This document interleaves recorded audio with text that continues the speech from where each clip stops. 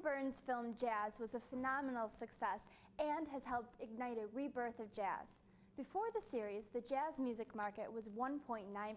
Now it's over 4%. Its 5-CD accompanying set has gone platinum for the first time in the history of jazz. I had a chance to sit down and talk with him recently in this exclusive interview for Jazzland. How long did it take you to research the jazz series?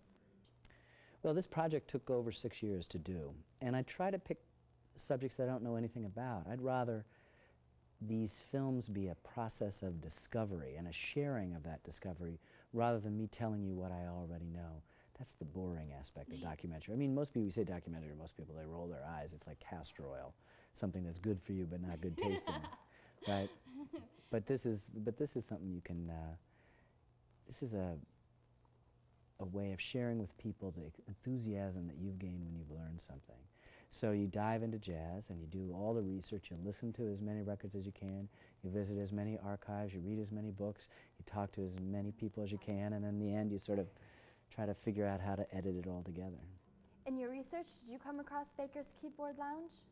Yeah. Did you? Of course. The sad thing about this is that I live now in New Hampshire and we make maple syrup there. It takes 40 gallons of sap to make 1 gallon of maple syrup. So that's like documentary filmmaking. I've got a shooting ratio of 40:1 even when we've got 17.5 hours. So I've got 800, 900 hours of footage that we had to deal with, facts on paper, first-person diaries, newspaper accounts, you name it. Stuff that was poised to go in.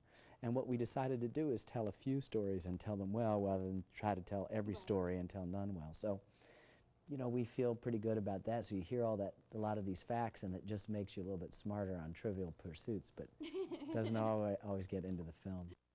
Who would you consider to be the greatest jazz musician? It's always almost impossible to name the best, you know, but I think, Favorite kid. exactly, you can't really name your favorite child. I would have to say for my purposes that it's Louis Armstrong, and let me tell you why.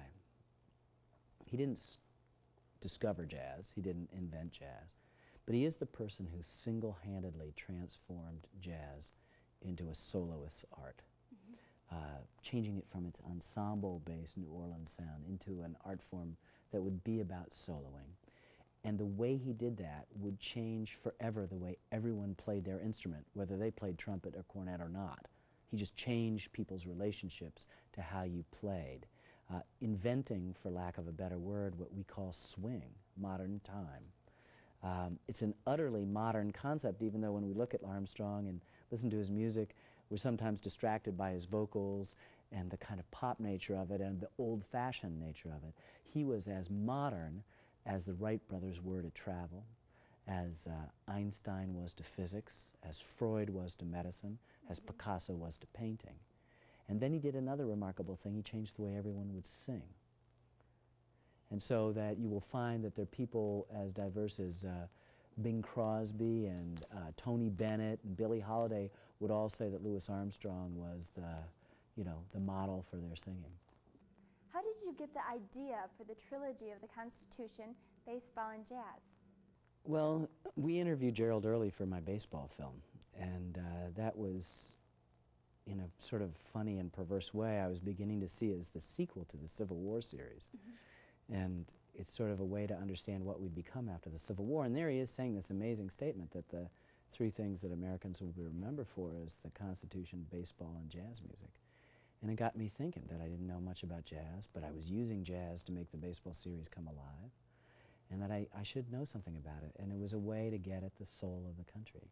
So I followed Gerald Early's lead, and essentially the 3, I mean, I've made dozens of other films, but the 3 main, the trilogy, if you will, the trilogy, are those, if you consider that the Civil War is clearly the Constitution's greatest test. Exactly. And it's true.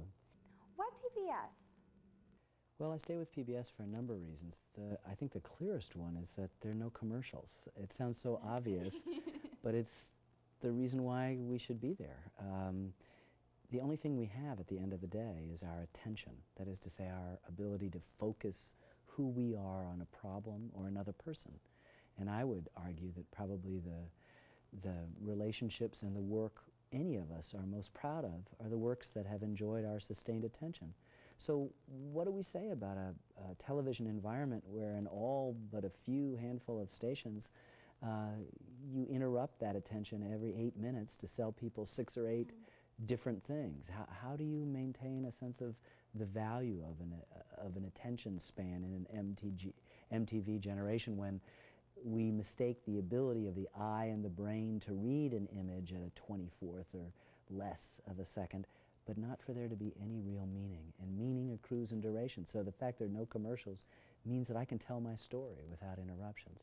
Second, I have a kind of creative freedom, which PBS was willing to give me back when the stakes were really small. But now that the stakes are very high, that creative freedom is a terrific blessing, and nobody tells me to make it longer or shorter. Second of all, TV is a very passive medium. It just happens to us. Public television, as well as public radio, is the only place where we participate. We're required. We need to give. In order for it to be whole, there has to be communication from the rest of us back to the system, and I like that. It keeps us young, it keeps us sort of vibrant, and it's interesting with such a small budget, you know, a fraction of the commercial networks, who has the best news, who has the best public affairs, who has the best science, who has the best children's programming, who has, I'm told, the best history? PBS. Exactly. How did you pick the subject matter for your films?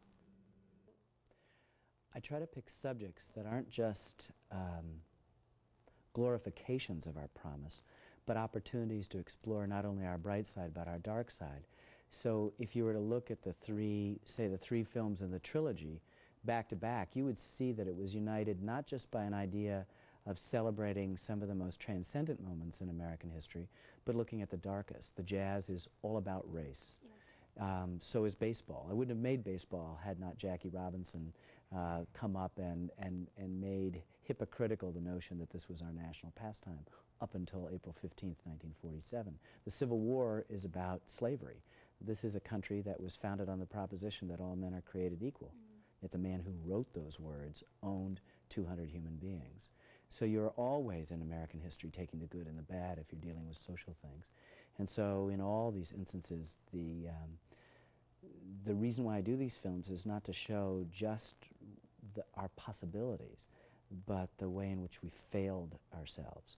Not with an idea of guilt tripping or finding the negative for the sake of it, but for the way to understand that the bad always comes with the good, and what you make with that combination is what life is all about. And so the United States of America has some pretty extraordinary possibilities, blessed with great resources and great geographical protection, extraordinary ideas at the heart of its founding, and yet it has had accompanying it horrendous relationships in the case of race. And so that's been the principal theme in all my films. And the Civil War wouldn't have happened without the existence of slavery in this country. Baseball is not an important subject unless you can weave it into the way it reflects American social values. And jazz is not only an opportunity to look at the strengths of America in the 20th century, but its weaknesses. However, too often when we speak about racial questions, we're always sort of shaking our heads at what could have been. And how ironic that the only art form that Americans have created should have been born in a community that has the experience of being unfree in a supposedly free land. That's a stop the presses kind of story. So I've never dealt with a subject unless I could deal with it from all perspectives. And that requires having to tolerate an awful lot of bad in the midst of what is, on the whole, the best country that's ever been.